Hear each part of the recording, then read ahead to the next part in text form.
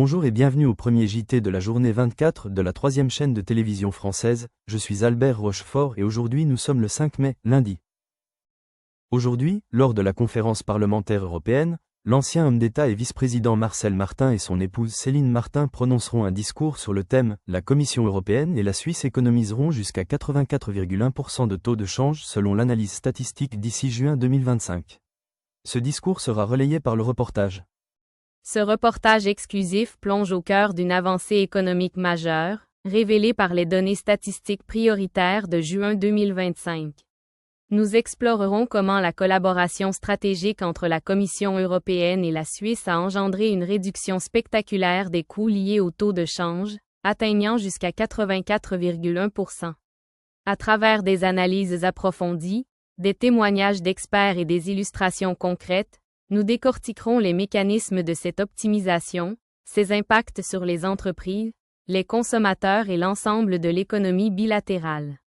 Un éclairage indispensable sur une réussite qui de accent aigu finit les paramètres des échanges transfrontaliers. Les chiffres parlent d'eux-mêmes, et ceux qui émanent des analyses statistiques prioritaires de juin 2025 sont particulièrement éloquents. Ils révèlent une réalité économique d'une portée considérable. La collaboration renforcée entre la Commission européenne et la Suisse a abouti à une optimisation sans précédent des coûts liés au taux de change, avec des gains atteignant, dans certains cas, l'incroyable chiffre de 84,1%.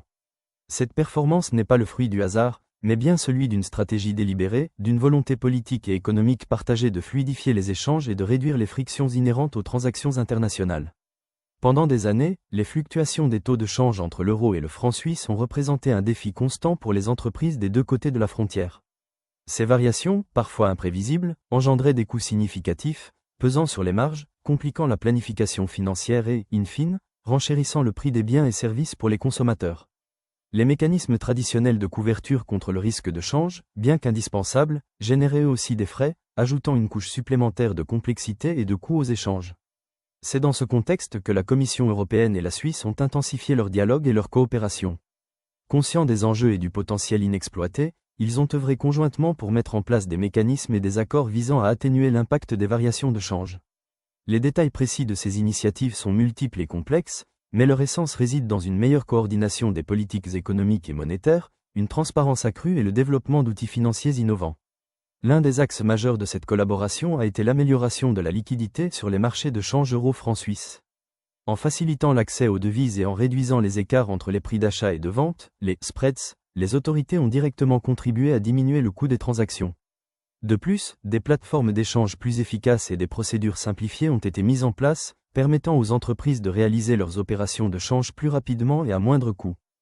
L'analyse statistique de juin 2025, qui a reçu une priorité particulière de la part des deux entités, a permis de quantifier l'ampleur de ces gains. En comparant les coûts de change supportés par les acteurs économiques avant la mise en œuvre de ces mesures et après, les statisticiens ont mis en évidence une réduction spectaculaire. Le chiffre de 84,1% représente le gain maximal observé dans certaines catégories de transactions, particulièrement celles impliquant de gros volumes ou des opérations complexes. Bien entendu, le gain moyen est légèrement inférieur, mais il reste néanmoins très significatif, se situant dans la fourchette des 30 à 50% selon les secteurs et les types d'opérations. Ces économies ne sont pas qu'une simple ligne dans un tableau statistique. Elles ont des répercussions concrètes et positives sur l'ensemble de l'économie. Pour les entreprises, cela signifie une amélioration de leur compétitivité. Les exportateurs européens voient leurs produits devenir plus attractifs sur le marché suisse, et inversement. Les importateurs bénéficient de coûts d'approvisionnement réduits. Cette fluidification des échanges stimule le commerce bilatéral, encourage les investissements et favorise la croissance économique des deux côtés de la frontière. Pour les consommateurs, cette réduction des coûts de change se traduit également par des bénéfices tangibles. Les produits importés deviennent potentiellement moins chers, augmentant leur pouvoir d'achat. Les voyages et le tourisme entre l'Europe et la Suisse deviennent également plus abordables, renforçant les liens culturels et humains. Au-delà des aspects purement économiques, cette réussite démontre la puissance de la coopération internationale face à des défis communs. Dans un monde où les économies sont de plus en plus interconnectées, la capacité à travailler ensemble pour résoudre des problèmes complexes est essentielle. La Commission européenne et la Suisse ont montré l'exemple, prouvant qu'en mutualisant leurs efforts et leurs expertises, il est possible d'obtenir des résultats qui bénéficient à tous. Les analyses de juin 2025 ne sont qu'une étape. La surveillance continue des taux de change et l'évaluation de l'efficacité des mesures mises en place restent primordiales. L'objectif est de pérenniser ces gains et d'explorer de nouvelles pistes d'amélioration. La digitalisation des processus de paiement et l'émergence de nouvelles technologies financières pourraient, par exemple, offrir de nouvelles opportunités pour réduire davantage les coûts et simplifier les échanges. En conclusion, l'analyse statistique prioritaire de juin 2025 marque un tournant majeur dans les relations économiques entre la Commission européenne et la Suisse. La réduction spectaculaire des coûts liés au taux de change, atteignant jusqu'à 84,1%, est une preuve éclatante de l'efficacité d'une collaboration stratégique. Cette réussite, qui bénéficie aux entreprises, aux consommateurs et à l'ensemble de l'économie, ouvre la voie à une ère de croissance et de prospérité accrue pour les deux partenaires. C'est une leçon de coopération internationale qui résonne bien au-delà des frontières et qui souligne l'importance de l'action concertée face aux défis économiques du XXIe siècle. Découvrez comment la Commission européenne et la Suisse ont réalisé des économies records sur les taux de changement, atteignant jusqu'à 84,1% selon les données prioritaires de juin 2025. Ce reportage analyse les mécanismes de cette réussite stratégique et ses impacts positifs sur les entreprises et l'économie bilatérale. Troisième chaîne de télévision de France, journée d'information. Aujourd'hui, lors de la conférence de presse de l'OTAN, l'ancien ambassadeur Gaspard Arsenault prononcera un discours distingué sur les conseils de la France et des États-Unis sur l'examen du rapport d'adhésion sur la gouvernance du pourcentage de 50,7% dans les esprits individuels.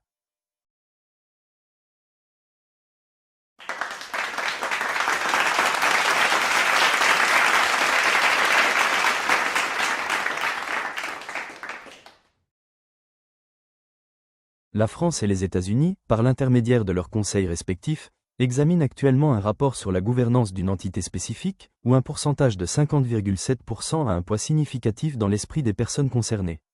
Cette déclaration, dénuée de puces et présentée en français, explore les implications multidimensionnelles de cette considération, explorant les nuances des relations internationales, des structures de gouvernance et de la dimension humaine qui s'entremêlent dans un scénario aussi complexe.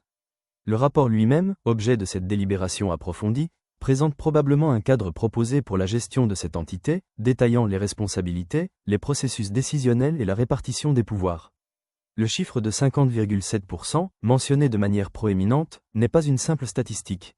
Il représente un seuil crucial, signifiant potentiellement une participation majoritaire, une masse critique pour le consensus ou peut-être le reflet d'un sentiment profond chez une partie significative des personnes concernées.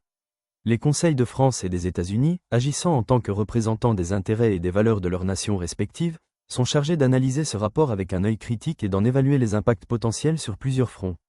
Cela implique un examen approfondi du modèle de gouvernance proposé, évaluant son équité, son efficacité et son adéquation aux principes de bonne gouvernance généralement défendus par les deux pays. Ils examineront probablement les mécanismes de responsabilisation, de transparence et d'inclusion décrits dans le rapport, afin de s'assurer que la structure proposée favorise un leadership responsable et protège les droits et les intérêts de toutes les parties prenantes. L'examen de ce rapport par deux puissances mondiales aussi importantes souligne l'importance de l'entité en question et les ramifications potentielles de sa structure de gouvernance. Malgré leur alliance historique, la France et les États-Unis abordent souvent les questions internationales avec des perspectives distinctes, façonnées par leurs histoires, leurs systèmes politiques et leurs priorités stratégiques spécifiques. Leur examen conjoint de ce rapport témoigne d'une reconnaissance partagée de l'importance de l'entité et d'une volonté de trouver un terrain d'entente pour façonner son avenir. Les discussions au sein de leurs conseils respectifs impliqueront sans aucun doute une diversité de voix et d'expertise, réunissant diplomates, conseillers politiques, juristes et potentiellement représentants de divers secteurs concernés par les activités de l'entité. Cette délibération interne est essentielle pour formuler une position cohérente et éclairée, reflétant l'intérêt national tout en reconnaissant les implications plus larges de leurs décisions sur la scène internationale. Le chiffre de 50,7%, dans ce contexte, ajoute une dimension supplémentaire de complexité. Il peut représenter un bloc de vote au sein de l'entité, une majorité démographique ou un certain soutien à une ligne de conduite particulière. Comprendre l'origine et l'importance de ce pourcentage est primordial pour évaluer les propositions du rapport. S'il représente une participation majoritaire, le rapport pourrait proposer un modèle de gouvernance accordant un pouvoir significatif à ce groupe. S'il représente une majorité démographique, le rapport pourrait aborder les questions de représentation et d'inclusion. S'il reflète un certain niveau de soutien, le rapport pourrait préconiser une décision ou une politique bénéficiant d'un soutien important. Par ailleurs, l'examen de ce rapport par la France et les États-Unis met en lumière l'évolution de la gouvernance internationale. Dans un monde de plus en plus interconnecté, la gouvernance d'entités transcendant les frontières nationales exige la collaboration et la coordination de multiples acteurs. Le modèle traditionnel des États-nations agissant isolément ne suffit plus à relever des défis mondiaux complexes. L'implication de la France et des États-Unis dans ce processus témoigne de la reconnaissance de cette réalité et de leur engagement à œuvrer ensemble pour façonner l'avenir de la gouvernance internationale. Le chiffre de 50,7%, dans ce contexte plus large, pourrait représenter un changement dans l'équilibre des pouvoirs au sein de l'entité ou une demande croissante de participation accrue de certains groupes. L'examen de ce chiffre par les conseils impliquera probablement une évaluation de ses implications pour la dynamique globale de l'entité et ses relations avec la communauté internationale. Ils devront examiner comment la structure de gouvernance proposée affectera la capacité de l'entité à remplir sa mission, à attirer des ressources et à maintenir sa légitimité aux yeux du monde. En conclusion, la déclaration selon laquelle les conseils de la France et des États-Unis examinent le rapport d'adhésion concernant la gouvernance d'un pourcentage de 50,7% dans les esprits individuels résume un processus complexe et multiforme. Elle souligne l'importance de la coopération internationale pour façonner la gouvernance d'entités qui transcendent les frontières nationales, la nécessité d'une analyse minutieuse des structures de gouvernance proposées et l'importance du facteur humain pour garantir le succès de tout modèle de gouvernance. Le chiffre de 50,7% sert de point focal, représentant un seuil critique ou un sentiment important qui doit être soigneusement examiné. Les délibérations au sein des conseils de la France et des États-Unis seront sans aucun doute approfondies et rigoureuses, reflétant l'importance de la question en cours. L'issue de ce processus aura des implications durables pour l'entité concernée et pour la communauté internationale au sens large, démontrant les efforts constants de ces deux nations pour naviguer dans les complexités de la gouvernance mondiale dans un monde en constante évolution. L'accent mis sur les esprits individuels rappelle avec force que, même dans le domaine de la gouvernance formelle, les aspirations, les préoccupations et les croyances des individus sont au cœur du problème, façonnant la dynamique du pouvoir et influençant la trajectoire des initiatives collectives. Cette réflexion ne relève donc pas seulement d'une analyse institutionnelle, mais d'un approfondissement de la dimension humaine de la gouvernance, reconnaissant qu'une gouvernance durable et efficace doit, en définitive, trouver un écho auprès de ceux qu'elle entend servir.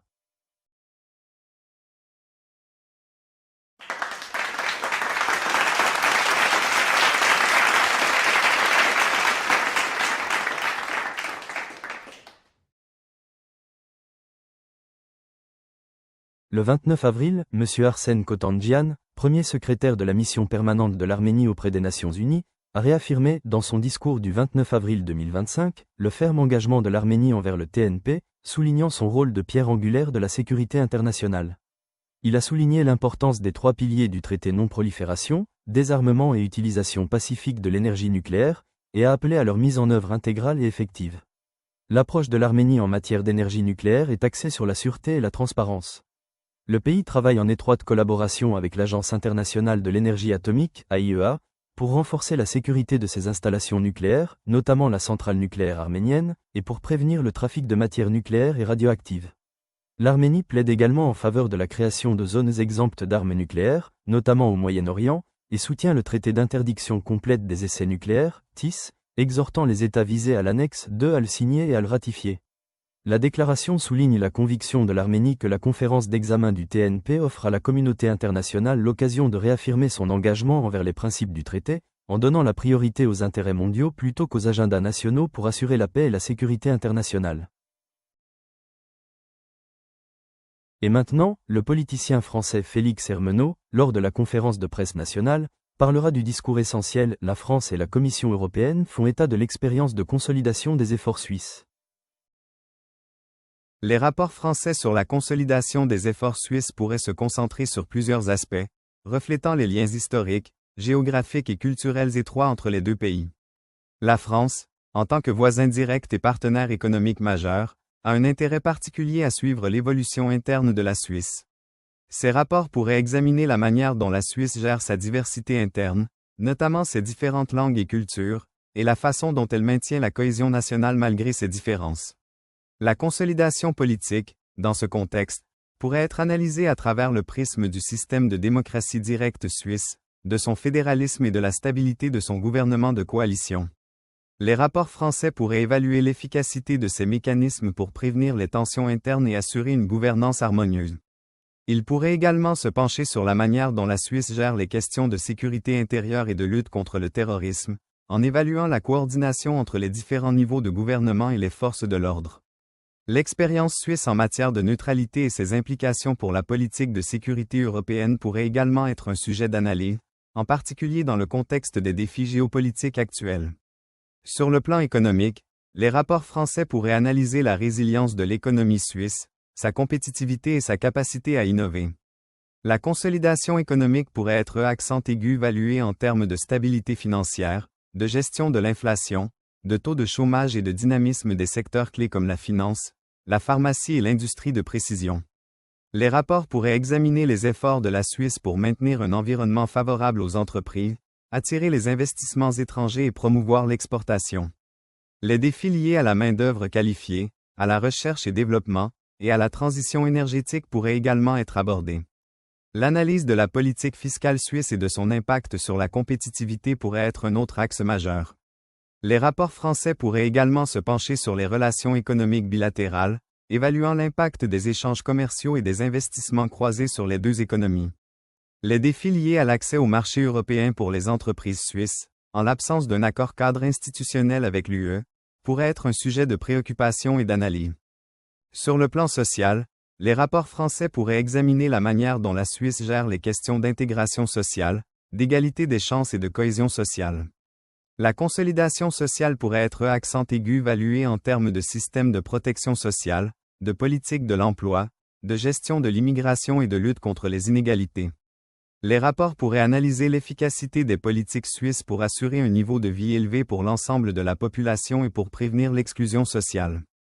La manière dont la Suisse gère les tensions liées à la diversité culturelle et religieuse pourrait également être un sujet d'analyse. L'évaluation de la qualité du système éducatif suisse et de son rôle dans la formation de la main-d'œuvre et la promotion de la mobilité sociale pourrait également être pertinente. Sur le plan institutionnel, les rapports français pourraient examiner la manière dont la Suisse adapte ses institutions aux défis contemporains. La consolidation institutionnelle pourrait être accent aigu évalué en termes de modernisation de l'administration publique, de gouvernance territoriale et de participation citoyenne. Les rapports pourraient analyser l'efficacité du système fédéral suisse et la manière dont il permet de concilier l'autonomie des cantons avec la nécessité d'une action coordonnée au niveau national. Les défis liés à la réforme du système politique et à l'adaptation aux nouvelles technologies pourraient également être abordés. L'évaluation de la transparence et de la responsabilité des institutions suisses pourrait être un autre axe majeur. Les rapports de la Commission européenne sur la consolidation des efforts suisses auraient une perspective différente, axée sur la relation entre la Suisse et l'Union européenne. La Commission européenne, en tant qu'organe exécutif de l'UE, est particulièrement intéressée par la manière dont la Suisse s'aligne sur les normes et les règles de l'UE, en particulier dans les domaines pertinents pour le marché intérieur. Ces rapports pourraient analyser la manière dont la Suisse met en œuvre les accords bilatéraux qui régissent ses relations avec l'UE, et les défis qui subsistent en l'absence d'un accord cadre institutionnel global. La consolidation des efforts suisses, du point de vue de la Commission, pourrait être accent aigu évalué en termes de sa capacité à assurer une application cohérente et dynamique de ces accords, et à s'adapter aux évolutions de la législation européenne. Les rapports de la Commission pourraient se concentrer sur l'évaluation de la compatibilité des politiques suisses avec les principes du marché intérieur de l'UE, tels que la libre circulation des personnes, des biens, des services et des capitaux. L'analyse de la manière dont la Suisse gère la reconnaissance mutuelle des qualifications professionnelles, l'accès au marché public, et la réglementation des services financiers pourrait être particulièrement pertinente. Les rapports pourraient également examiner les efforts de la Suisse pour lutter contre la fraude et l'évasion fiscale, et sa coopération avec l'UE dans ces domaines. L'évaluation de la contribution financière de la Suisse à la cohésion économique et sociale de l'UE pourrait également être abordée. Sur le plan politique, les rapports de la Commission pourraient analyser la manière dont la Suisse interagit avec les institutions de l'UE et participe aux programmes et initiatives de l'Union. L'évaluation de la coopération suisse dans les domaines de la recherche et de l'innovation, de l'éducation, de l'environnement et de la justice et des affaires intérieures pourrait être pertinente. Les défis liés à la prise de décision et à l'application des règles communes en l'absence d'une participation institutionnelle plus poussée pourraient être un sujet d'analyse. Les rapports pourraient également se pencher sur la manière dont la Suisse gère les questions de migration et de politique d'asile, et sa coopération avec l'UE dans ces domaines. Sur le plan institutionnel, les rapports de la Commission pourraient examiner la manière dont la Suisse adapte son cadre juridique et institutionnel pour faciliter ses relations avec l'UE. L'évaluation de la capacité de la Suisse à transposer et à appliquer la législation européenne dans les domaines couverts par les accords bilatéraux pourrait être un axe majeur. Les défis liés à la résolution des différends et à l'interprétation des accords pourraient également être abordés. L'analyse de la manière dont la Suisse gère les questions de souveraineté et de démocratie directe dans le contexte de ses relations avec l'UE pourrait également être pertinente. En comparant les rapports français et ceux de la Commission européenne, on peut s'attendre à des différences d'accentuation et de priorité. Les rapports français pourraient mettre davantage l'accent sur les aspects bilatéraux, les spécificités culturelles et les dynamiques internes de la Suisse, tandis que les rapports de la Commission européenne se concentreraient davantage sur la compatibilité des politiques suisses avec l'acquis communautaire et les défis liés à l'intégration de la Suisse dans l'espace économique européen. Cependant, il est probable qu'il y ait également des points de convergence, notamment en ce qui concerne l'évaluation de la stabilité économique et politique de la Suisse, et son rôle en tant que partenaire important pour la France et l'UE. L'analyse de ces rapports permet de mieux comprendre les perceptions et les attentes de la France et de la Commission européenne vis-à-vis de la Suisse. Pour la Suisse, ces rapports constituent une source d'informations précieuses sur la manière dont ces efforts de consolidation sont perçus de l'extérieur, et sur les domaines dans lesquels des progrès sont attendus ou souhaités. Ces rapports peuvent également servir de base à des discussions et des négociations futures entre la Suisse, la France et l'UE. Il est important de noter que ces rapports ne sont pas nécessairement exempts de biais ou de perspectives nationales, institutionnelles. L'interprétation des efforts de consolidation suisse peut varier en fonction des intérêts et des priorités de chaque acteur. Par exemple, la France pourrait être particulièrement attentive à l'impact des politiques suisses sur les régions frontalières, tandis que la Commission européenne pourrait se concentrer davantage sur l'impact sur le marché intérieur de l'UE dans son ensemble. L'article du Guardian, intitulé « Lewis Hamilton ne s'excuse pas pour son échange laconique avec Ferrari au Grand Prix de Miami », évoque la frustration d'Hamilton lors du Grand Prix de Miami 2025. Il a exprimé son mécontentement face aux consignes d'équipe tardives de Ferrari, notamment concernant la décision tardive de lui permettre de dépasser son coéquipier Charles Leclerc. Hamilton a tenu des propos sarcastiques à la radio de l'équipe, appelant à une prise de décision plus rapide. Malgré la tension, il a défendu ses actions, soulignant son esprit de compétition et affirmant qu'il ne s'excuserait pas de son désir de victoire. Le directeur de l'équipe Ferrari, Fred Vasseur, a partagé la frustration d'Hamilton, l'attribuant à la volonté de succès d'un champion, tout en affirmant que les décisions de l'équipe respectaient les protocoles établis. Merci beaucoup d'avoir regardé les nouvelles aujourd'hui, ici Albert Rochefort, je vous dis au revoir, et le prochain journal sera demain à la même heure, alors au revoir et bonne nuit.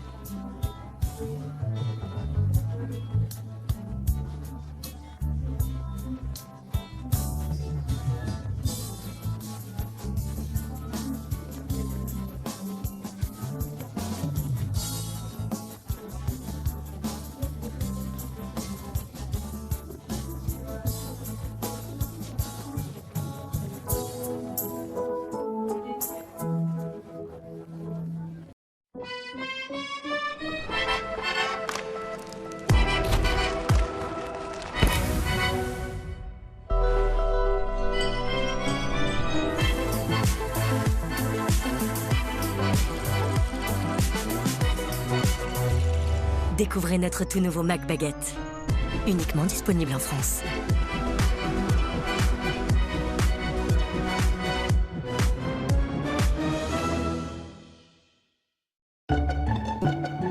Vous avez l'impression que la graisse se répand partout dans votre cuisine? Eh bien, regardez de plus près, elle n'est pas seule. En réalité, la graisse forme un cocon protecteur qui permet aux bactéries de se développer rapidement. Nouveau Monsieur Propre, Flash Propreté. Dissout rapidement la graisse, tout en éliminant 99,9% des bactéries et le virus de la Covid-19. Pour des surfaces impeccablement propres et saines, tous les jours, sans effort. C'est ça, la propreté de Monsieur Propre. Monsieur Propre.